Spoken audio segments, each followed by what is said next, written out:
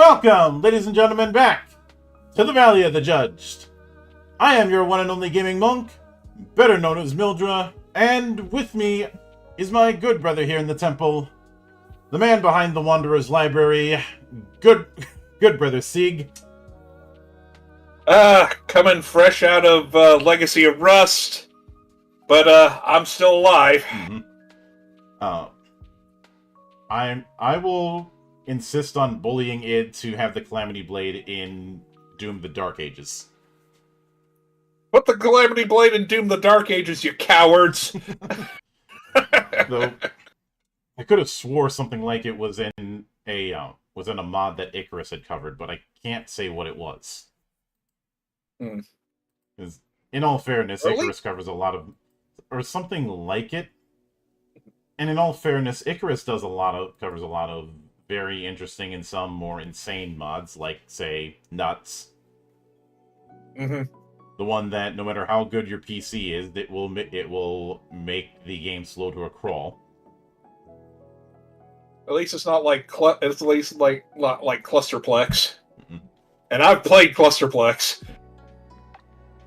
Or even simple ones like Boom Power, which just turns every enemy into a exploding barrel on death.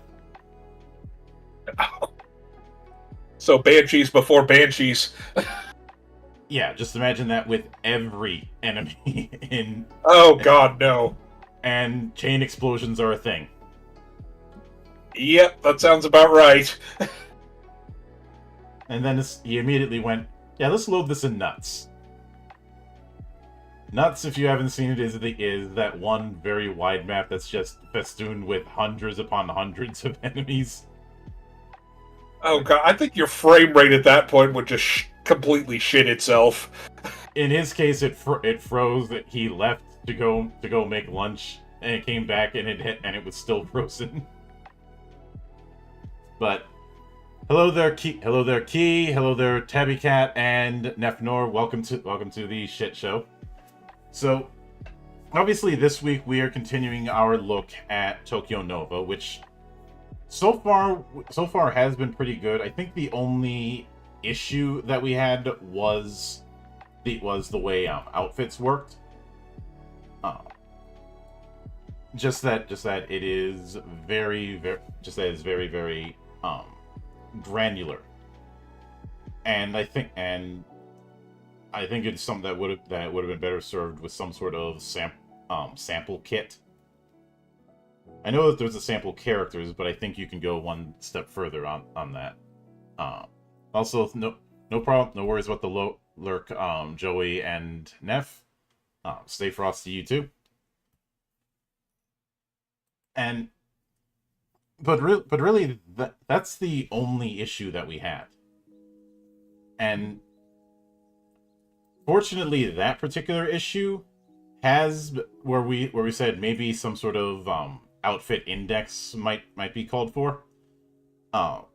The server that hosts the fan translation, they've already accounted for that in a spreadsheet version of the character sheet. So that's already been taken care of. But beyond... Yeah, I feel like at least in some cases they could have done with some starting packages for specific archetypes. Or we did talk about that, or at the very least, because of the way the outfits work, suggested items. Now, some of them are kind of obvious. If you have Kaze as one of your styles, probably best to invest in a motorcycle or something. You mean like the character we built last time? Yeah. I still have some of those notes saved somewhere. Mm-hmm. I think that'd be an interesting character to run in an actual game. Yeah.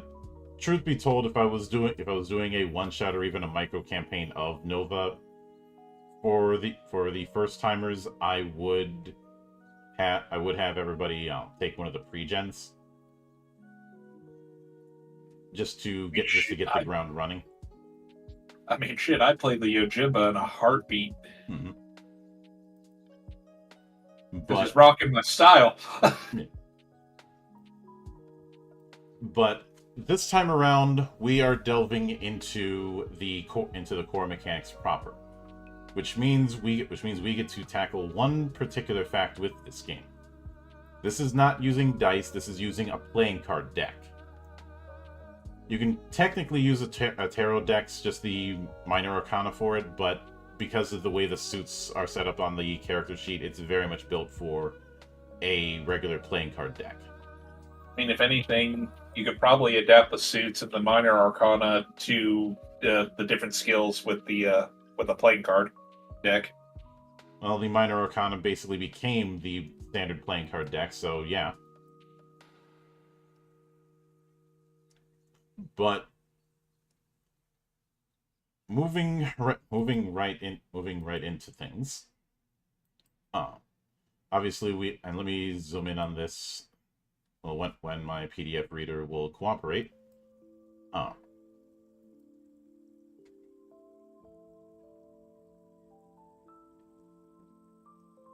So we open up on checks. Obviously, on the other side, you have the character upgrading thing that we talked about last time. But checks are called for by the GM when they become appropriate, obviously. I will always appreciate that they state, don't go wasting time for checks with trivial actions like whether or not you're capable of breathing, or completely impossible actions like can you split the earth in two with your fist. As somebody who's had to deal with people making spot checks every 5 feet to check for traps, I'm glad that distinction is made.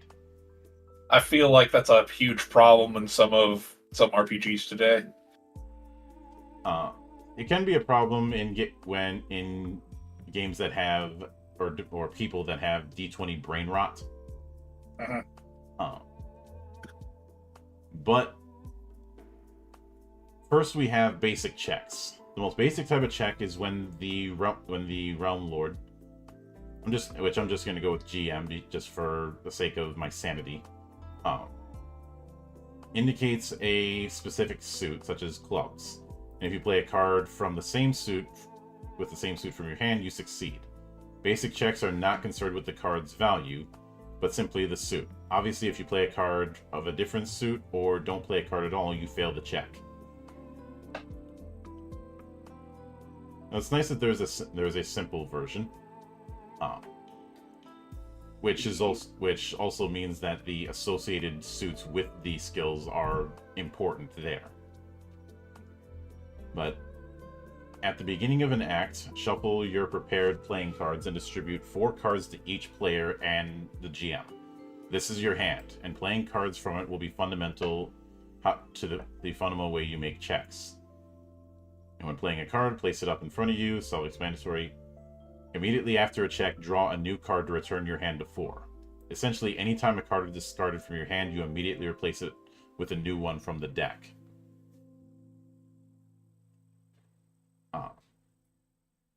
But if you don't happen to have the right suit to make a basic check in your hand, well, you don't have a choice but to accept failure. Or if that doesn't suit you, you can attempt a blind draw. In place of playing a card from your hand, you can simply draw a card directly from the top of the deck and play that. Seems like a bit of risk-reward. Yeah. Because on one hand, you might get the suit that you're looking for. On the other hand, you might not. And usually in these kind of cases, you're looking for one of 4 suits. So you essentially have a 25%. You essentially would have like a 25% chance of getting the suit you need.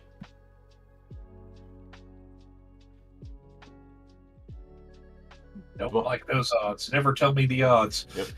But as it goes in further, if you make a blind draw and you draw a face card, that's a fumble.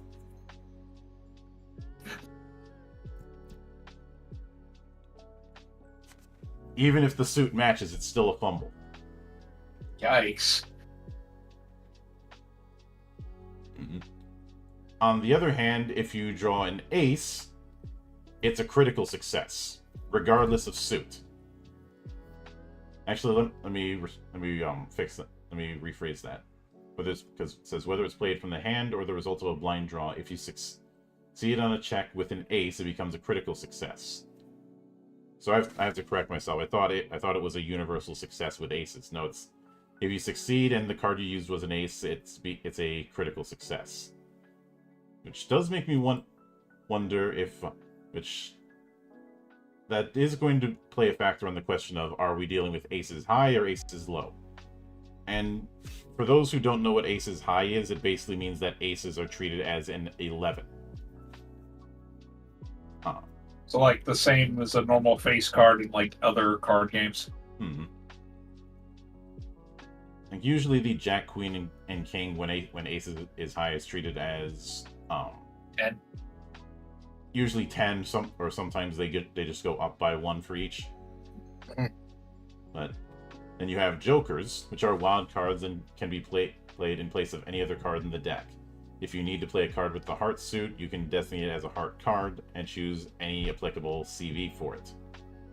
You could even make an ace of hearts and critical success.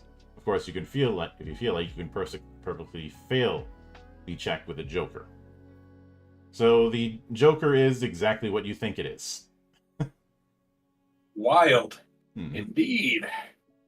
But then there's the more complex checks starting with attribute checks. You have 4 attributes, and those are used in checks to determine degrees of success or failure. So the process is choose an attribute, choose a target number, make a check, calculate the result, determine if it's success or failure, and determine the degree of success. The GM is going to choose the attribute. The TN is going to be determined by the GM as well and represents how difficult it is. And we have a nice little chart regarding target numbers. So it looks like this is going to be an aim high because the target number is going up.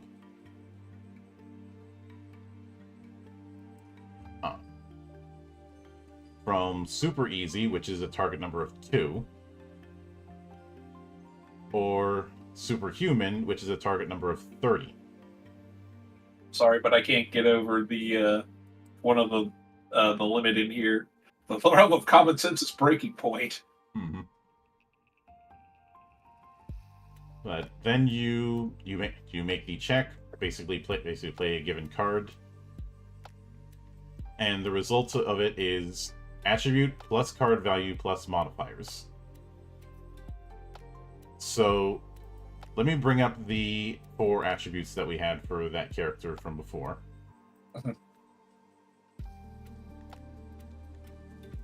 So suppose we're making a reason check.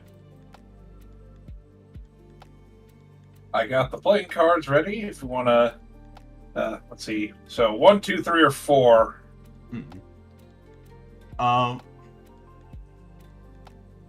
Thank you for the follow.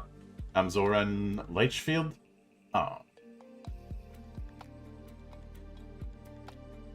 So, and hello there. Welcome to the monastery. But Hello. Only let's consider this as a blind draw. So just draw 1 card and tell me what you got. I gotcha. King of Clubs. All right. We haven't gotten to how face cards are going to work for attribute checks, so let's, for the purpose of this, let's redraw.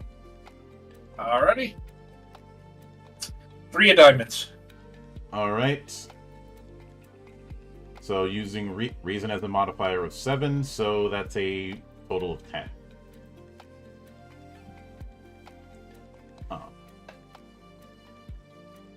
And of course there are modifiers to the check, and then after that, if you succeed, you determine degree of success. The degree of success is basically the target number minus the result. There is no such thing as a degree of failure. But then we have skill checks, which work in a similar way.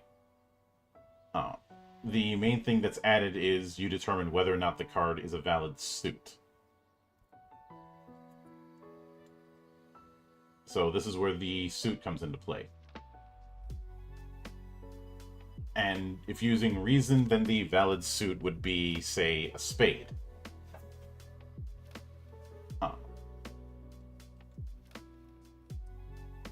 And when you do level up a skill, you can add additional suits to that skill. Each one starts with one, but you can add more to it. You can also spend credits after playing the card to boost it.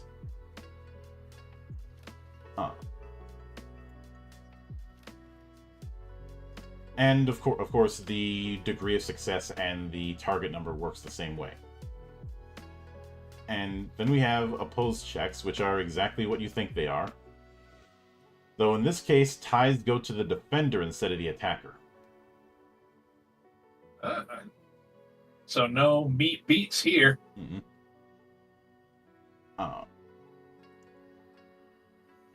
But going even further, we have combos. This is how you use multiple skills together in one check. And the first thing is combo limits. When initiating a combo, first decide what the base skill of the combo is. This represents the core part of the action taking place. And using the example of running through a familiar area, the base skill would likely be Athletics, so you would combo it with something like Society Street or Society Nova. The maximum number of skills that can be used is equal to the base skill level plus 1. Or in other words, when making a combo with this base skill, you can only apply a number of extra skills equal to the skill level of the base skill. For example, a combo with a skill level 3 melee action could have 3 other skills attached to it, for a total of 4 skills comboed together. Sometimes these skills someone is trying to combo together may not make any sense for the situation that's being attempted. Dodging a ranged and perception combo would typically make sense. But unless there's a specific situation allowing it, negotiation and athletics is not going to be seen as a valid combo. In other words, certain skills won't work well together as much as others. Yeah, basically, it's GM's call regarding whether or not your combo is valid. Of course, then it goes into action skills. These are skills that have to do with combat, like melee or evasion. We'll get into the full skill list later. Action skills cannot be used in a combo together, and an action skill included in a combo must be the base skill. If there's no action skill in the combo, the base skill becomes the skill that best represents the core part of the action. And when it comes to info gathering checks, which is a situational rule, that must use a valid info gathering skill such as Society or Contact as the base skill. Then we get to the valid suits in a combo. When performing a combo check, you do so with a single card from a single suit. And this suit that you play must be a valid card for every single skill in the combo. If even one skill isn't valid when the played suit, then the entire combo and all of its skills fail. So essentially, regardless of how many different skills you use in the combo, they all have to be in that same suit. So if the combo involves spades as the base skill, all the other skills have to be spades. So it's no one-size-fits-all type of situation. Now, granted, you can, by spending enough XP to have it that some skills apply to all 4 suits, you can make it as such, but that's not coming cheap. Yeah.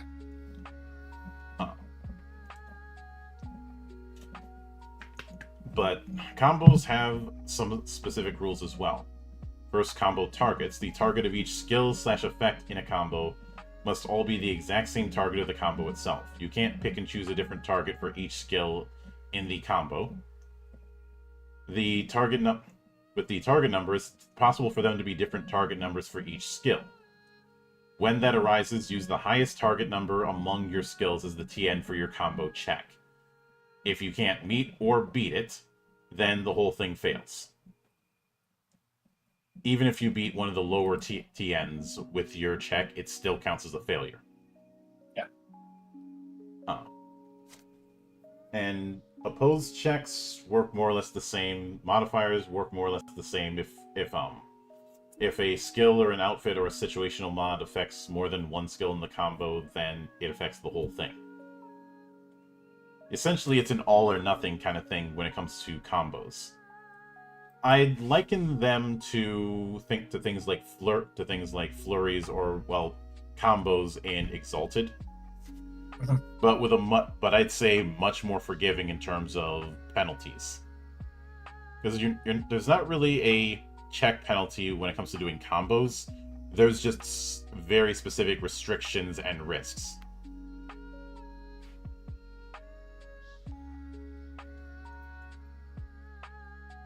Which does mean that it opens up a lot of opportunities for people to use the different skills in conjunction with each other. Which, that kind of creativity, I think is something to be celebrated.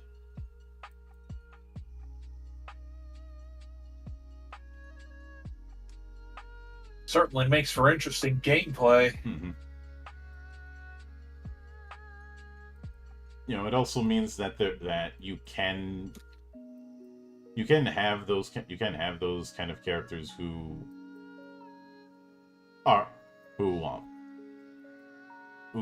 use a variety of skills.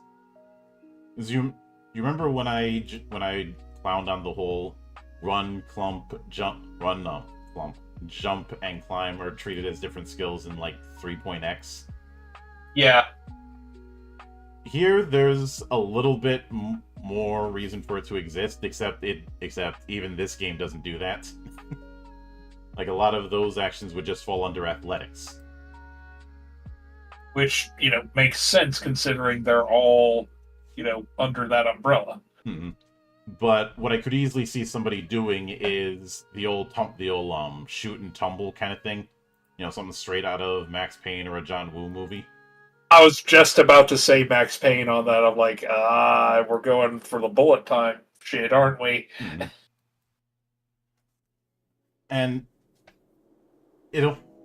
as somebody who endorses bringing in more action movie stuff into role-playing games, I have nothing but positive to say about that.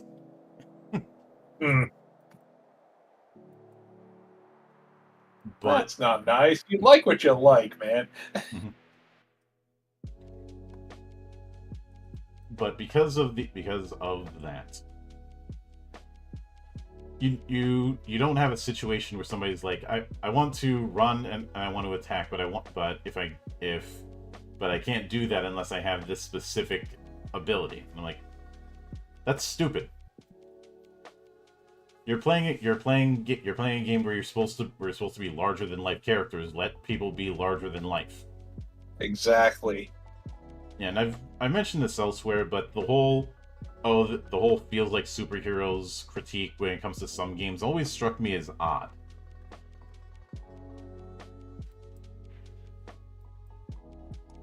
You mean how they talk about like that with like 5th edition and whatnot? That's the recurring target with this mindset, or just any quote unquote modern game in the eyes of the grogs. Even though there's some classic games that have that do that same level of over the top, like say, Earthdawn has always been over the top since day one. It's one of those things that just seems strange. But I do like a bit of strange and absurd in my games, so yeah. Hey, it works for me just fine. I look at it as another form of that brain rot of thinking that the one way that they grew up playing a given TTRPG is the way that TTRPGs are supposed to be played, period. Oh, that's everywhere, though. The people who, like, as I said in the past, the biggest problem they have with the OSR is that it is an identity. Mm-hmm. As opposed to just an idea. But I'm getting off track with that. Oh, right after discussion for another time. Yeah, and it's one that I've had in the past, even if it got some people pissy at me. But after that, we have supporting rules for checks. These are rules that are just kind of add-ons. One of them is substitute skills. So with the GM's permission, you can use an alternate skill if you don't have the required one. But if you do that, you take a -5 penalty.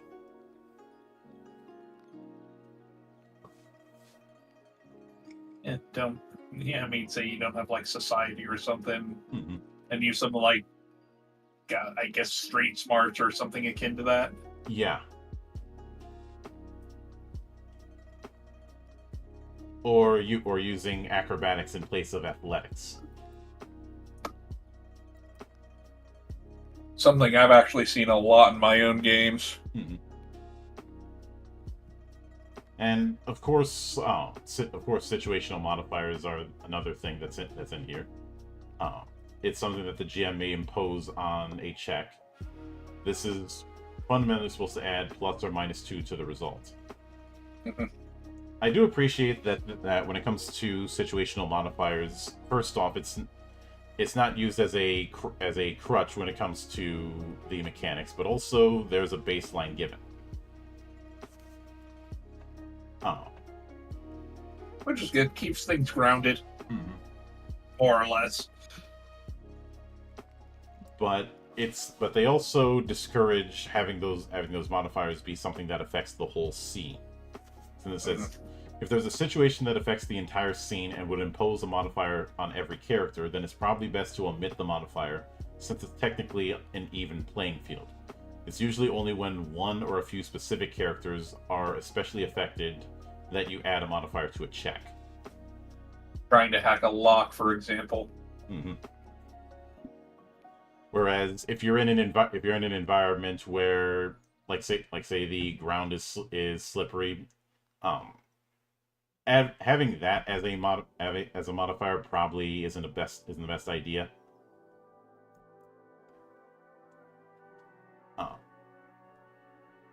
But then we have self-control checks.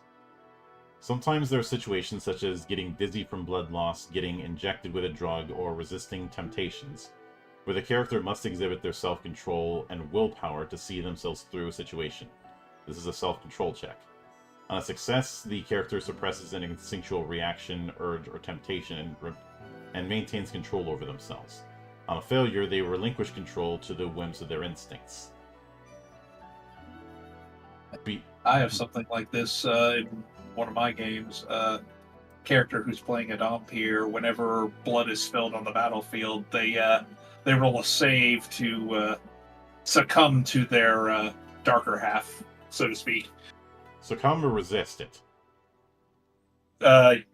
Both. Yeah, I can certainly get that. And Tabby saying, "Hey, that's my baby." Yeah, that's the person who plays. Mm-hmm.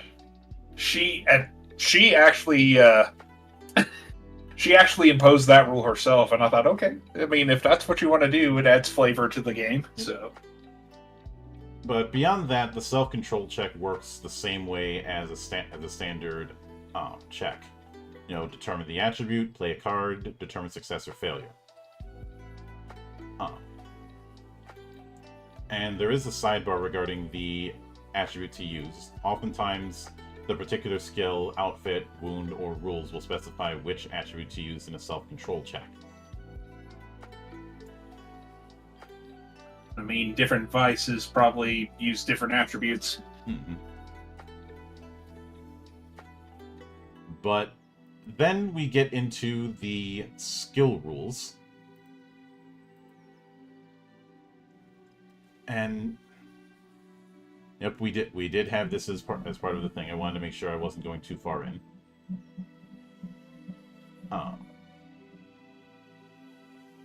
So there are a lot of skills in Tokyo Nova, as we hinted at before. both the skills that are obvious and the ones that are tied to the styles. To be honest, I was the player who plays our half celestial who came up with the idea and I ran it, and now Siggy has it and ran with it further. Okay, I can see that.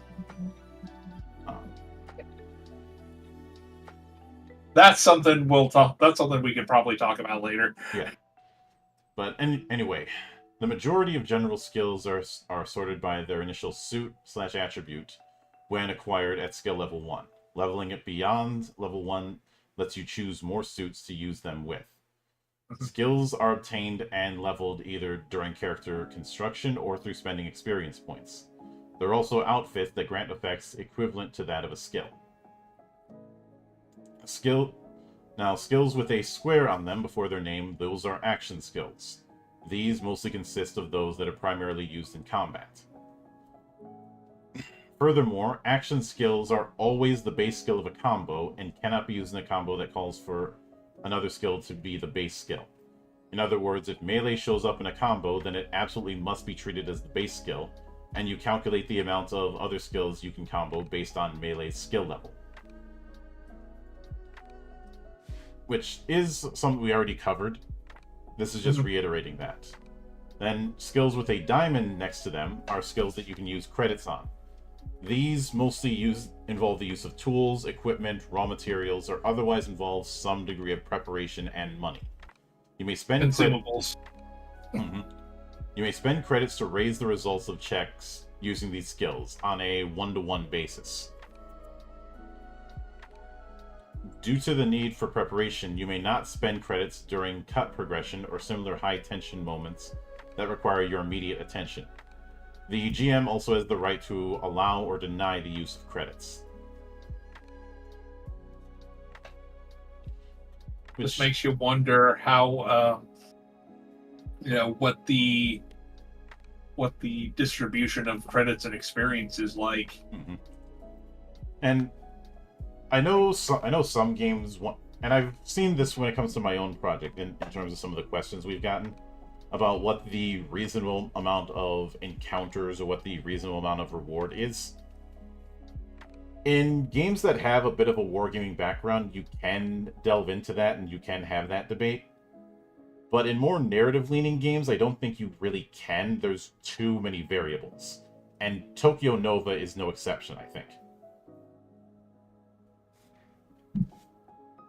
So you don't want to sweat the small stuff. I'd say it would be like asking what the reasonable amount of encounters or XP doling out in Vampire is. But because of the fact that the kind of adventures you can get into a Vampire campaign are so broad, it's difficult to narrow that down. Especially considering so many factors are going on in that world at once. Kind of using Vampire the Masquerade Bloodlines as an example, where you can get into so many different factions and, either help or not. Pretty much. It would be like, if I have to use a video game example, imagine trying to factor in what the reasonable amount of combat in a 4X game is going to be. Depending on your build, you may not do combat at all, or barely do it, because you're not trying to go for that kind of win. Like if you're going for, say, an economic win, you're not going to be trying to run people over with guns or swords. You're going to be paying other people to do it. Or just build up so much money that you corner the market, so everybody has to work with you. Also known as the way to be an annoying wanderer in Endless Legend. I am looking forward to Endless Legend 2, by the way. The fact that the wanderers can move their shops, or in some cases just kick somebody off the shared market that all the factions use. I've never played that one. I might have to look that up. Mhm. Uh, I will say Endless Space ended up knocking Stellaris off the perch. Like Stellaris was one of my was what I considered top tier when it came to Space 4X. Endless Space 2 is a much better experience for me. I'm not saying Stellaris is bad. I just like what Endless Space 2 does more, and I very, very much enjoy Amplitude's creativity in terms of their design.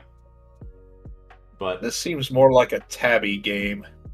I'm not much for strategy. I'm actually quite terrible at them. so if I'm gonna gamble with you, make sure that we end up playing chess. Got it. Now that's just cold. You said it, not me. I mean, I did back myself into that corner, Mhm. but I mean, I can be pretty formidable in chess if I want to be. Yeah. But then we get into the different skills. For reason, we have medicine, ranged, perception, and cybertech. And given what was stated earlier, medicine and cybertech you can use credits for. Mhm. Ranged is an action skill, and perception is a neutral skill in this case. It is worth noting that cybertech is used just as much for cybernetics as it is for hacking. And I'm actually glad for that, because it means that you don't run into the problem of the one hacker when theoretically anyone can. Yeah. Uh, Or having like a single class specialized to specifically for that purpose. yeah. Now, granted, if someone picks the Nero style in this one, they're going to be better at it. Naturally. But that doesn't mean that that hacking is solely their purview. But then we have the passion skills, which are negotiation, psychology, and will. Negotiation, make your Roger Smith jokes. I know you got them. And psychology and will are action skills, which is interesting. I know some might go, why is it that negotiation would be one that you have to spend credits for? Well, if you're doing any sort of negotiation, it's best to know things about who you're negotiating with. And money talks. But then we have the life skills, which are athletics, evasion, and melee. Evasion and melee being action skills makes perfect sense. You know, hit somebody with a stick and learn how to dodge. Dodge! Not gonna go for the dodge joke. That's too easy. Yeah, I already made that joke in a different server because I've gained a reputation of the following meme. A good morning exists. Me. And I took that personally.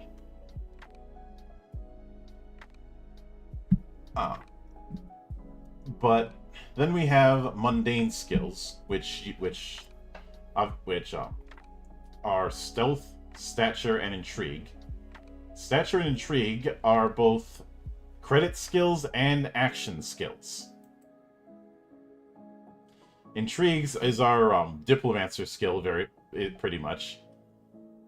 Actually, both intrigue and stature could be the diplomancer skills, just in different ways. I mean, this would be good for like a face style character. Pretty much, stature is stated as being used for buy checks and for defending against social attacks, and intrigue is the lawyer skill. Objection! Yep. But then we have knowledge skills. So arts, craft, operate, contact, and society are all general skills that have various categories denoted with a brackets after these skills, such as society nova, or art painting, or society business, or contact otowa namiko, just as a few examples here. These are referred to collectively as knowledge skills. Each category of a knowledge skill is treated as its own separate skill. However, if a rule, skill, or outfit references a knowledge skill by itself, with no mention of a specific category, then it applies to all categories of that skill. Each skill lists a collection of categories which you can take them, but most of these are just common examples, and you can make up any category you'd like as long as you have GM permission. So you can specialize, or you can be just like a generalist. Mm-hmm. And a lot of these are pretty self-explanatory. Art, is art. Craft is the ability to create objects. It can also be used to repair a damaged outfit with a TN of 15. Operate is for operating vehicles, so this is a must for anyone who's doing a Kaze build.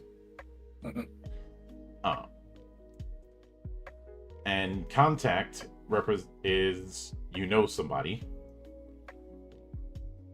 And I do like that we have a bit of a chart regarding how to use the suits to represent different styles of contact relationships.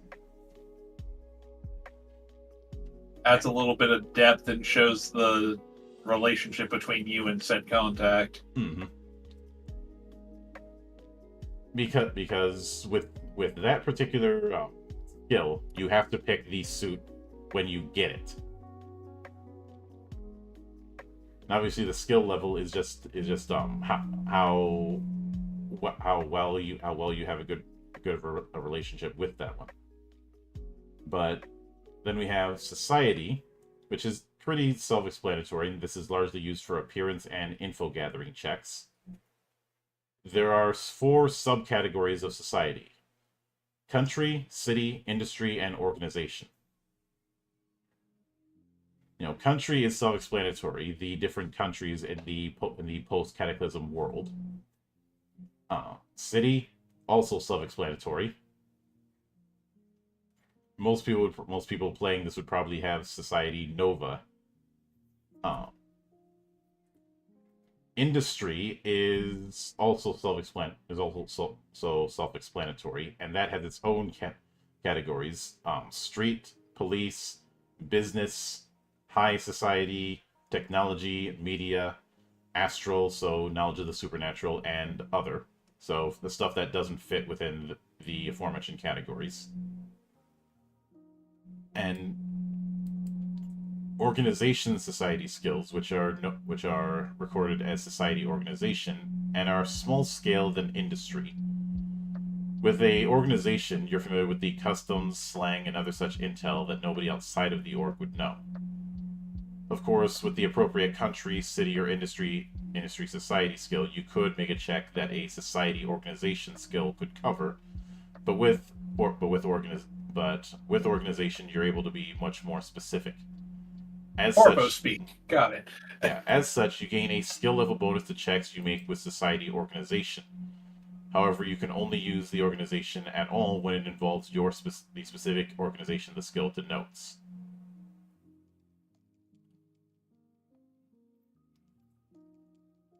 So the skill list is pretty straightforward. I am a little bit iffy about knowledge skills and the way they're used here, once again, but that's more of a me issue. This is why, for example, with Legend Edition, I don't have a knowledge skill list. Instead, I have knowledge as a universal thing, almost like what Bardic knowledge is intended to be. I just think I did a better job with it.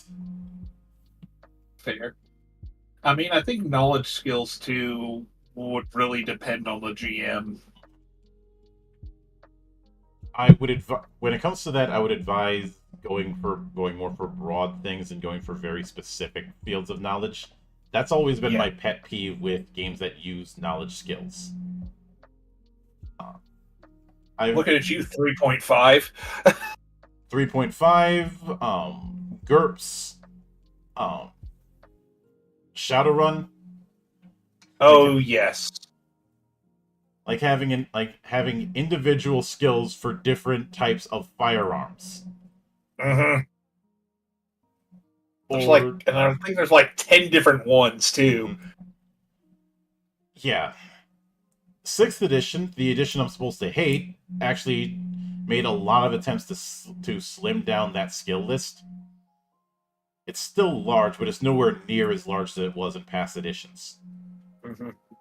And I think you've seen how knowledge skills work in my system, haven't you? I think so. I haven't really gotten too much to tinker with it of late because I've been kind of busy doing my own thing. Yeah. But I've seen the general idea behind it. For those who haven't seen it, first off, I only have 7 skills in Legend Edition. And second off, each skill has 2 attributes that they can potentially be tied to. You're just picking the higher between those 2. And knowledge is not a skill in the skill list. It's a separate mechanic that uses skill-like resolutions. You just have one universal knowledge skill. One that can be modified through having interests. The core modifier for knowledge is half your level, your mind or your spirit modifier, and the total amount of interest that you have. Interests are things that you know, or in one form or another, and the 3 forms of interest are affiliation, language, studies. No matter how they're spread out, each one adds to the total for the knowledge roll. But if you have an interest that is specifically tied to what you're using the knowledge roll for, you do get a bonus.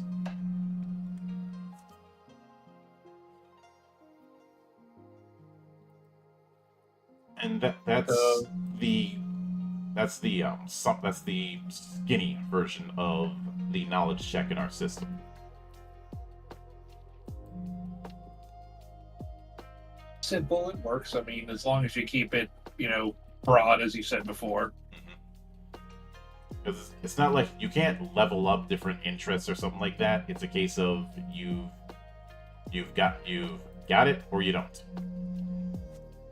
But if I remember, if I've read right, you can add more interests down the line. Yeah, you can add individual interests. Each interest is just a different subject matter. Yeah. But it's not like there's no say language. There's not say layers of language interest. It's just if you can speak a certain racial language, you speak it. That's it. I have been informed by Tabby that there seems to be a bit of a hum on your end, sir. Hang on a moment.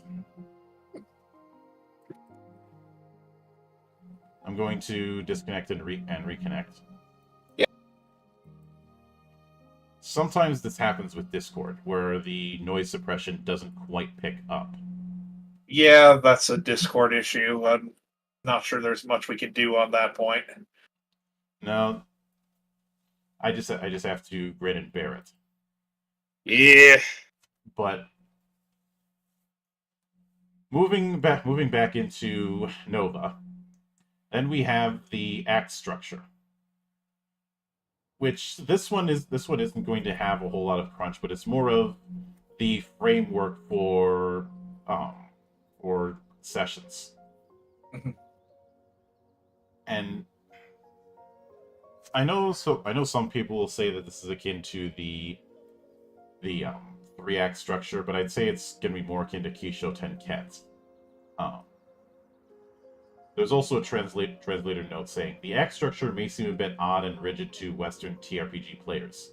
I still highly suggest trying to stick to it as close as possible, but feel free to ignore certain parts of it if they're getting in the way of how your group's gameplay style. It's a bit of a typo there, but I'll go with it. I have seen people say that these sort of act structures are too rigid, but I feel like that kind of attitude of it's too rigid is something that is born more out of people taking the dungeon crawl approach and trying to apply it here. And I would disagree that it's too rigid. In fact, I mean, even if you work within like the 3 acts, like it says here, there is so much room for improvisation, among other things, during gameplay. Not to mention, there's already a fair amount of games on the quote-unquote Western side of things that use something similar. You do have an act structure with a lot of modules in World of Darkness. You also have the setup, focus, strike loop in a lot of the modules for Legend of the Five Rings. Those are just a couple examples, but a lot of narrative-leaning games will use some sort of act structure as a backbone. Kind of like how I do my night shift games.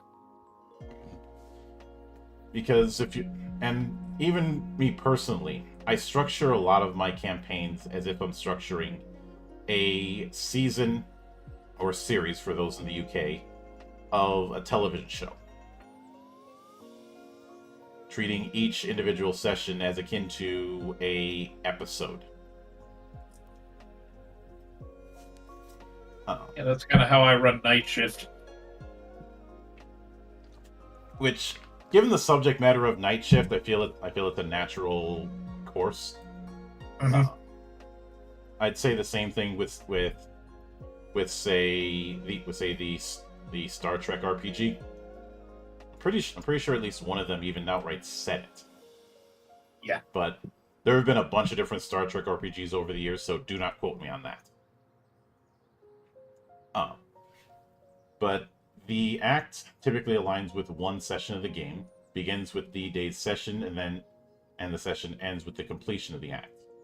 This may not always be the case. You can have multi-session acts, that kind of thing. But it's divided into three parts: the pre-act, the main act, and the post-act, including underwork, the preparatory phase between the acts, that is 4 parts in total. So, underwork is the prep phase that needs to be done before the session starts. Preparing the scenario, informing the players of what to expect, that sort of thing. So, like a preview of the next episode. Mm-hmm. I think in the Shin Megami Tensei RPG, this was referred to as the trailer. Which makes me wonder if there should be an unwritten rule that you have to open it with "in a world." Yeah. But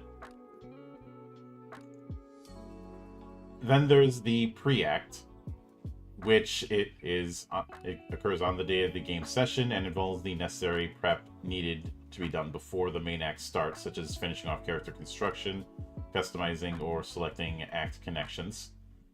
The main act, where you play through the scenario, and then the post-act, where the scenario is finished and the cast members return to their daily lives. This is not far removed from the 3-act structure, rising action, climax, falling action. Mhm. But the underwork, obviously that's a lot of the preparation. I do like that take care of yourself is putting part of that.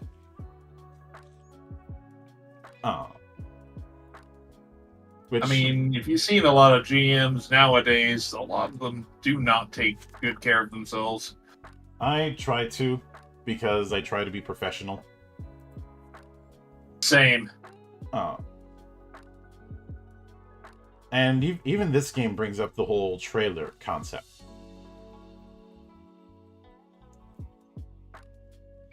As well as the idea of image training. And I also appreciate that it lists off recommended styles, because given the combination of styles that is in the game, which we only barely scratched the surface of, because there's a style for several of the major arcanas.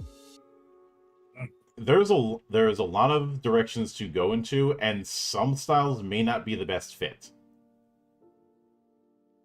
I think also, in addition to going with a recommended style, you got to look at your cast and see what would fit and where. Yeah, the cast, as well as what sort of scenario you're doing. Mm-hmm. Like if you're doing a heist kind of scenario, there wouldn't really be a reason to have somebody who's doing the face man kind of thing. I don't know. I mean, either face or fixer in that case. Mm-hmm. there obviously with every rule there are exceptions, but Right. in the same vein, if you're doing one that's about infiltrating a high society thing, maybe not have the guy with blades out of his arms there. Yeah, that's probably not a good idea. Oh, what are these? Oh, Uh, at the same time, you're not going to hire if you need to do an assassination job, you're not going to hire a solo. no. Because they'll just go in with big guns and just shoot everything. Yes. Oh, God, I love Becca in Edge Runners. She's my favorite. Yeah. I also like that when it comes to Becca, Trigger had pulled rank to make sure she stayed in in the anime. Yes, I remember that. Because Damn shame what happened to her, though. Yeah. Because CDPR was like, does this character fit Night City? And they're like, she stays. Oh, she stays or we go. I was about to say, yes, actually, she does. Mhm. But then we also have the connections and basically special contact skills handed out for an act. Fundamentally, these skills are level 1, but if the GM wishes, they could to denote a deep relationship between the cast member and guest, they are free to raise its level.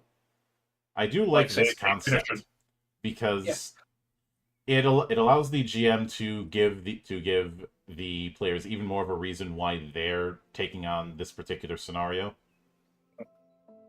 Building relationships with, like, as I said before, like a fixer. Mm-hmm. Because in a lot of cyberpunk adjacent games, everybody knows somebody. Mm-hmm. Even if you're doing something as simple as a solo in Cyberpunk or a Street Sam in Shadowrun, you got to get your bullets from somebody. Oh yeah. Or if you're like a mage in Shadowrun, I mean, there's got to be people who have those connections. Mm-hmm. Yeah. And then player preparations, which we already kind of went over. Then we go into the pre-act. Starting the session, bringing out the trailer if need be, distributing any handouts that are necessary.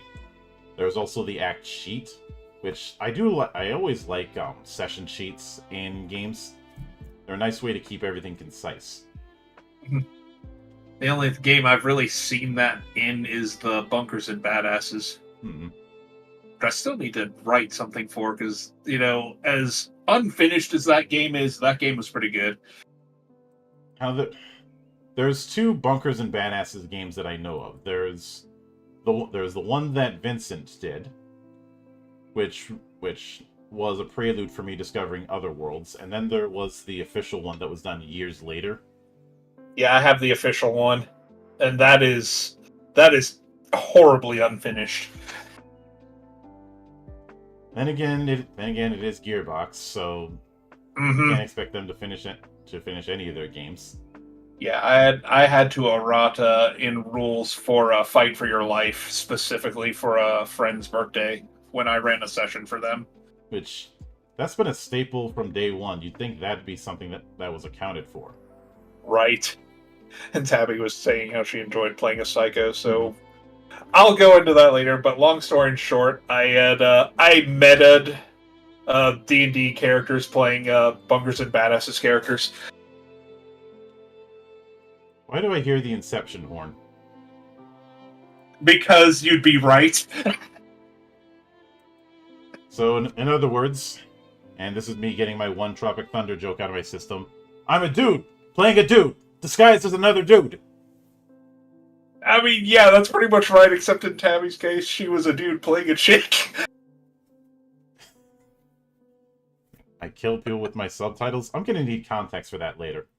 Okay, so, briefly, so she, as a special action, just out of nowhere, her character spoke in subtitles because she was a psycho, and she just randomly ripped them out of the air and just hit someone over the face with them.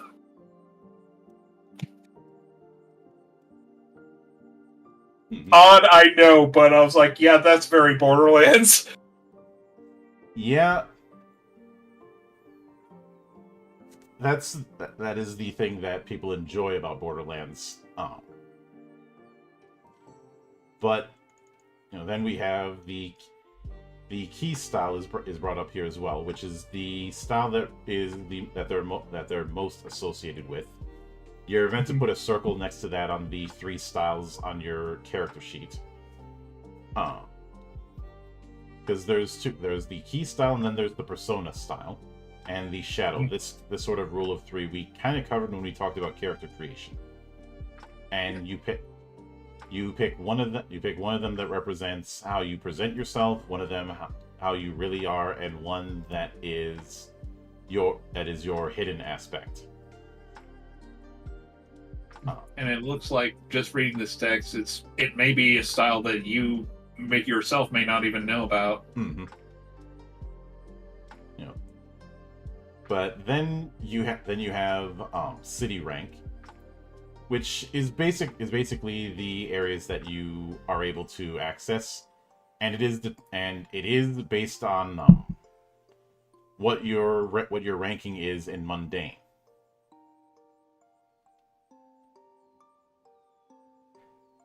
And this is it's basically where you are in the society of Nova. Your place in the world, pretty much. Which, given that we had a mundane of 6 for that character we made, that would mean that based on that... I mean, it looks like we could get in the elite upper class area, but that's like the highest access we can get. Mm-hmm. Yep. And of course, at the beginning of Pre-Act, you also obtain a number of credits equal to your mundane score, as well as you can also possess outfits or skills that alter that amount. Then we have the Act connections, which we already talked about, which can be NPC Act connections and cast Act connections. And again, these are typically skill level 1, but that can change. Mm-hmm. Then preparing the cards. Preparing 4 out for each. And it even gives you a little tutorial on how to shuffle the deck. Yeah, and then there's the preparation of the Nero deck, which is the in-universe version of a tarot deck. Mm-hmm. And this is used by the GM to draw scene cards and can either be shuffled randomly or arranged to suit the needs of a planned scenario. Furthermore, if you're using the trump card rule, then give each player the tarot card that matches their cast member's key style. Mm-hmm.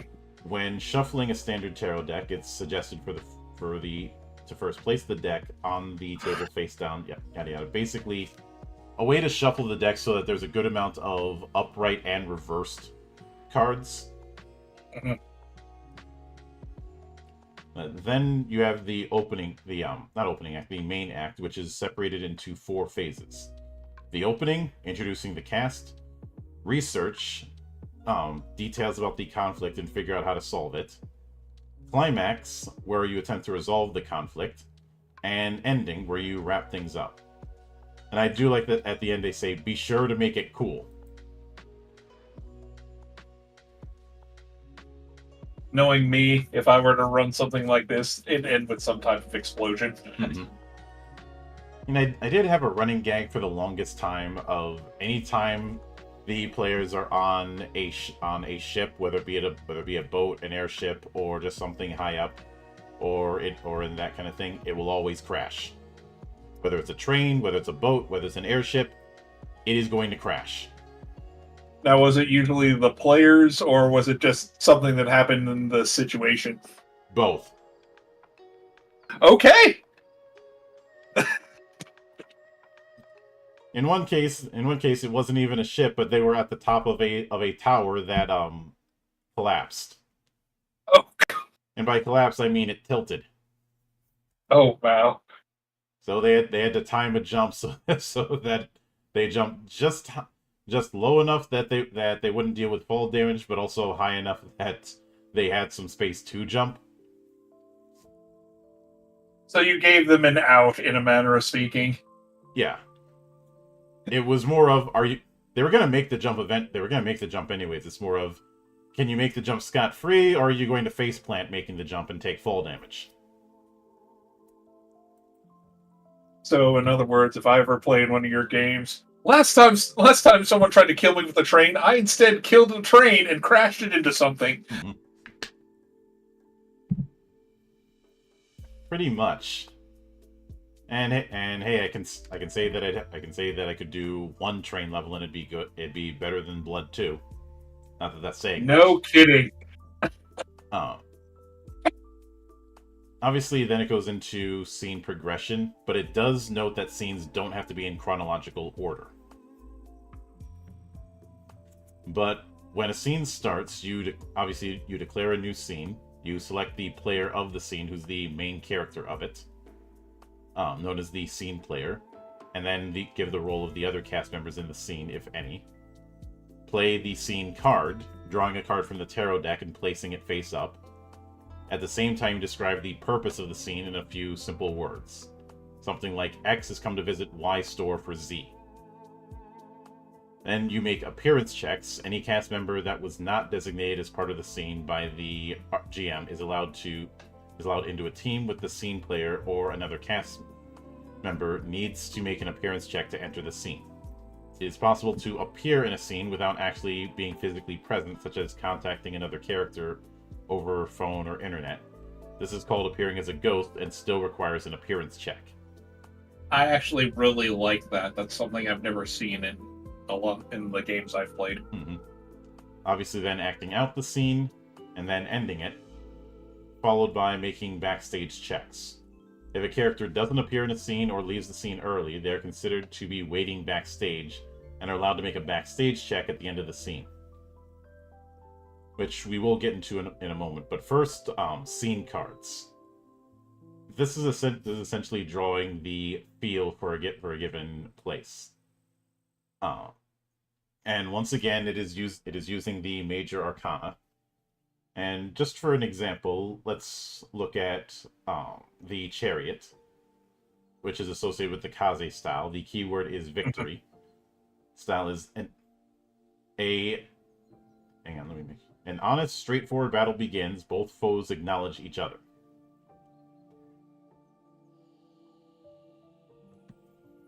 And basically the GM has to find a way to interpret the scene card that they draw to determine how the vibe of the given scene is going to be. How it's going to play out as a whole. Mm-hmm. But then we have this special rule with the trump card, which allows players to have a bit of control over the time and place for their cast member to make essentially a dynamic entry. Yes, I'm bringing that meme back. When using this rule, make sure no cast member has a key style that overlaps. If there is an overlap, discuss it with the players to resolve it. Before shuffling the tarot cards in the pre-act, first hand out a tarot card matching the cast member's key style to each player. In other words, no Kool-Aid manning this shit. When a player plays a card for a check, they may declare the use of their trump card. This counts as an auto action in combat. Doing so, they may treat the card that they previously played as if it was a joker. Afterwards, the trump card becomes the new scene card for the scene, and you should consider acting out this new development, though don't stress it too much. That is cool. You get a one-shot joker, and you get to change the vibe of the scene. Oh god, so imagine like changing from the Chariot from the Inu or the Kabuto. Mm-hmm. So let me see what Inu is judgment. A situation is resolved, an arrest occurs, something it lost is returned or restored, rebirth, purification. A duel is going on, and then the cops show up. Oh shit! Let's see. Let me see. But Kabuto, Kabuto. fatherhood, a male guest helps out, sharing spiritual wealth. Some Handicap match. Yep. Then when to use a trump card, it can be used anytime during a check. As such, it's very possible for multiple players to play their trump card one after another in a single scene. This means the scene is going through some crazy developments. The GM also gets a trump card. However, this is represented with an access card rather than a tarot card, and thus does not change the scene card when played. Scene where the designated scene player is a guest is known as a ruler scene. In most fiction, there's typically a moment where the story pulls away from the main cast to focus on the villain, so they can discuss their plans and objective and say some meaningful lines. So, essentially these scenes involving the B-bag is what this is intended to be. So you could go into a scene with like our Kaze, and all of a sudden goes and shifts to Geese Howard villain moment. Yep. And it works in the same way as other scenes. But then you have the research phase, which is all about gathering info. I liken this to. Now you've seen the 2001 version of Ocean's 11, right?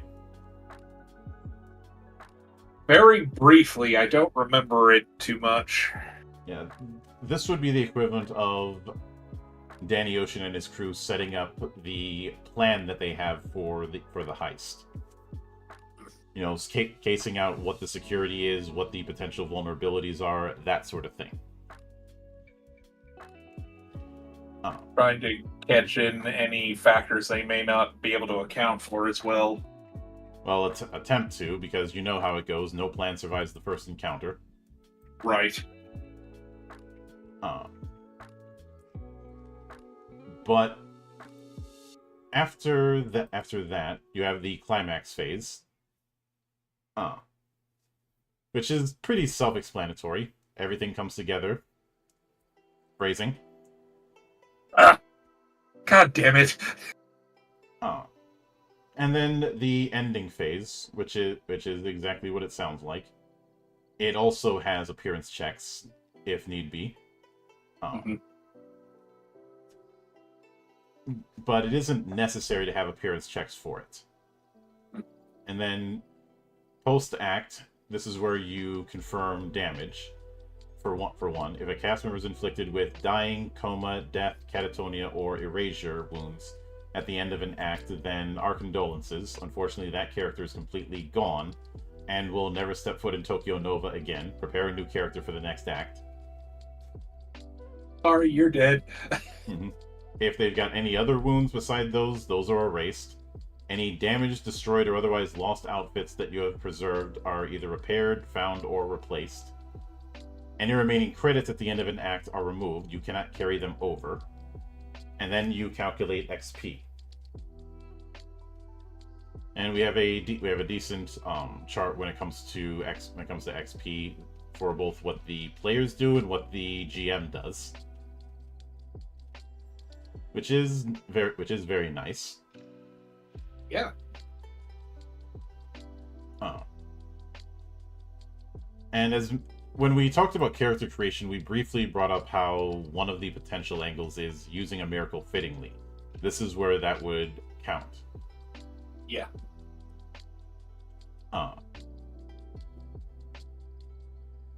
And when it comes to ruler XP, it goes just like the players gain XP from the GM also gets experience points from the players. Each player has the right to award the GM experience points. When they do so, the GM adds up the total amount of XP that each consenting player gained that session and divides the total by either 3 or the number of players if below 3, rounding up to the nearest whole. The GM also gains 1 XP for the Help Coordinate meeting, and this can be used for the GM to make their own cast member in a future act. Now that's actually pretty cool, and Actually, one of the more unique aspects. Mm-hmm. Let's see. Then obviously cleaning up. Then the act is considered complete. Discussion afterwards, and then return to the underwork phase.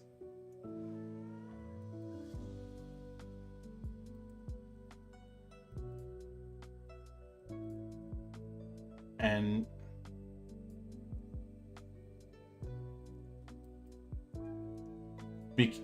and in the hang on, I need to check what's okay. So we're not going to be doing combat until 2 weeks from now, but that more or less covers the core of the system. Now, I should note that when it comes to these, because you may recall when it came to attributes, there were two numbers that you were going with.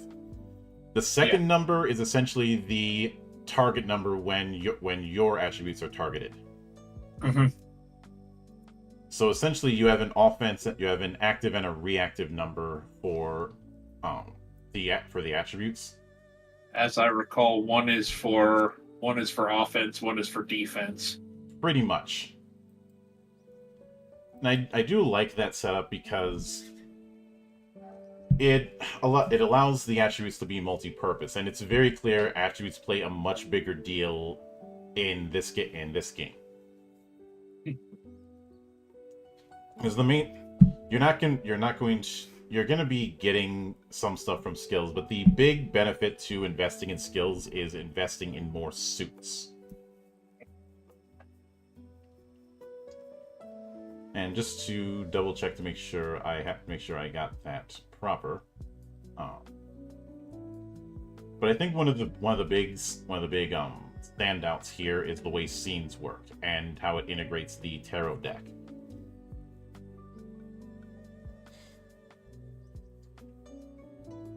In a way that both the GM can use as a kind of prompt and the players can use to introduce more drama. So it's truly immersive. Mm-hmm. And I think the only issue that I have with skills is just the way knowledge skills work, and that's mainly because it's in that same pool of skill points. But I really like the combo system here. And that's something that's going to be especially important because the skills that we covered in this list, that's not the whole of it, because there's still the style-specific skills that we covered during character creation.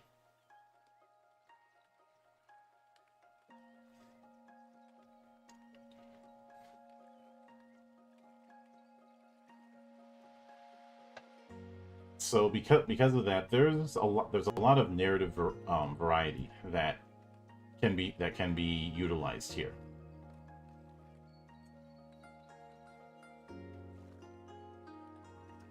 And I could see some people having issue with the whole thing of losing credits that you haven't spent, but I look at that as a anti-hoarding maneuver. That, and I mean, I'm assuming that most people, have a certain dwelling and they have to pay rent on that, as is standard in these cyberpunk dystopias. There is that. There's also the fact that even if you lose whatever you didn't spend, based on your mundane score, you're getting a certain amount at the start of the scenario. Mm-hmm. So it's essentially a reset.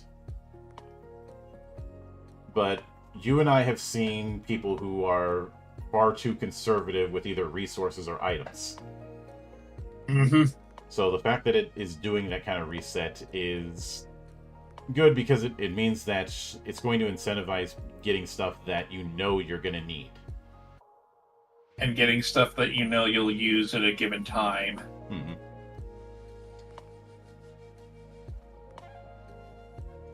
So I think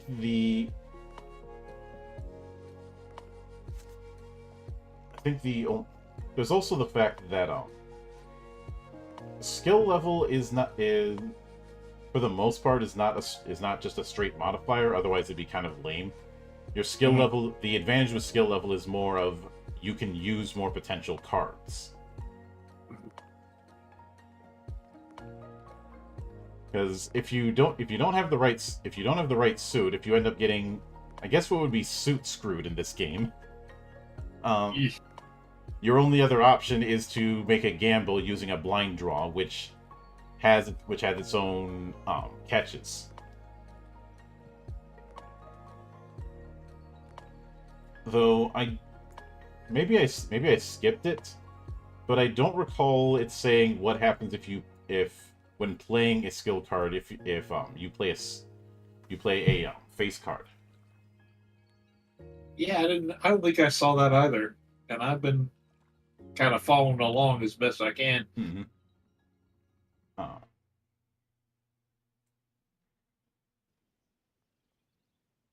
But in fact, let me just do a good old search. Because I know it explained the value of each of the cards. Mm-hmm.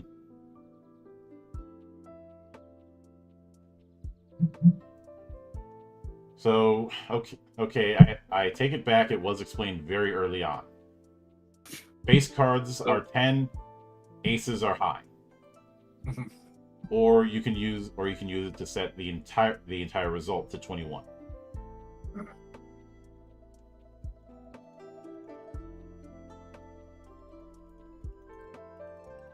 So that answers that question.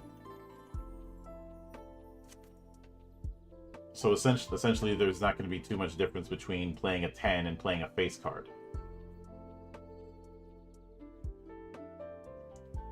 But next time we tackle this, we'll be tackling combat proper, which is going to have its own interesting aspects. Might have to polish up the character we made and use like one of the pre-gens as kind of an example. Yeah, and I do have each of the pre-gens in separate documents. And worst case scenario, you can always just grab the pages from the book. But we won't be doing that for another couple weeks, because as is tradition here, we do the 3-in-1 rule applies. We do 3 episodes of the standard season, and then we do a one-shot in between those 3. Sounds fun. Yeah, Keeps things fresh. Yes. One-shots are either quick starts of given games or lighter RPGs. And we will be doing that next week when we dive into Steam Fortress Victory. Ooh. Which I like the sound of this already. Yeah, which is going to qualify for the one-shot. Usually I try and make sure that a one-shot isn't some 100-page book, or if it is, and a lot of those pages are fluff, then I can still squeeze it in. Mm-hmm. But it's mainly there to add some variety and give us an excuse to cover more games. Mm-hmm. But let me open that up.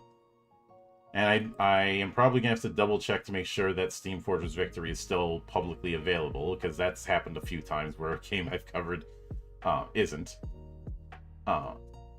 In this case it is, and Steam Fortress Victory is only 63 pages in terms of its core mechanics.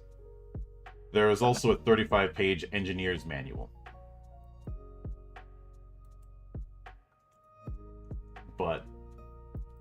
And just to make sure I'm not talking out of my ass,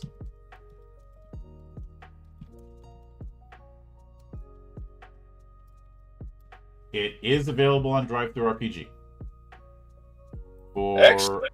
$1 currently. That'll break the bank, to be sure. Yeah. Then again, this was a small team project, only 3 authors, all the way back in 2012. Eee. At least that's when it was last updated. But that is something to look forward to next time. And actually, it came out in 2010. Oh wow, 15 years old. Mm-hmm. And that means we will be delving a little bit into steampunk next time. But that is a story for another week. So until then, on behalf of the good brothers present and not present, my name is Mildra. I am your gaming monk. Stay fucking frosty, everybody.